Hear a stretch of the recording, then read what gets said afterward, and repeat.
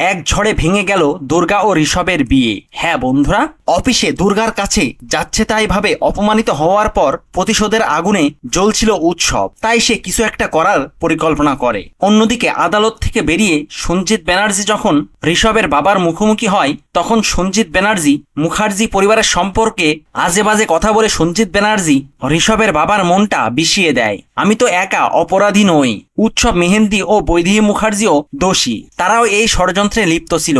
এই মুখার্জি বাড়ির লোকজনই একে অপরকে খুন করতে চায়। এই পরিবারের সাথে তোমার ছেলে ঋষভের বিয়ে দিলে কখনো সুখী হবে না।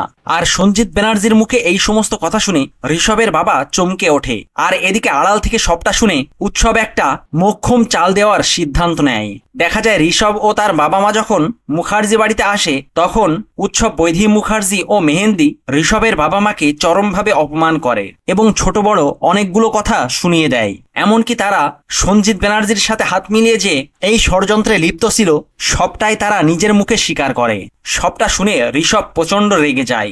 নিজের বাবা মায়ের অপমানটা সহ্য করতে না পেরে ঋষভ জগদ্ধাত্রীকে জানিয়ে দেয়, আমি দুর্গাকে ভালোবাসি, কিন্তু তার অর্থ তো এই নয় যে আমার বাবা মাকে অপমান করা হবে আর আমি চুপ করে দাঁড়িয়ে দেখব।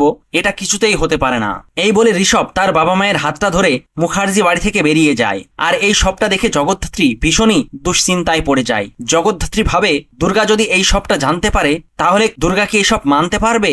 আর অন্যদিকে উৎসব, মেহেন্দি ও বৈদেহী মুখার্জি অনেক খুশি হয়ে যায়। তো বন্ধুরা, সত্যিই কি বিয়েটা ভেঙে যাবে, নাকি দুর্গা আবারও সবকিছু সামলে নেবে? সেই সবটা জানতে চোখ রাখুন জগদ্ধাত্রী ধারাবাহিকের পরবর্তী এপিসোডে। ধন্যবাদ।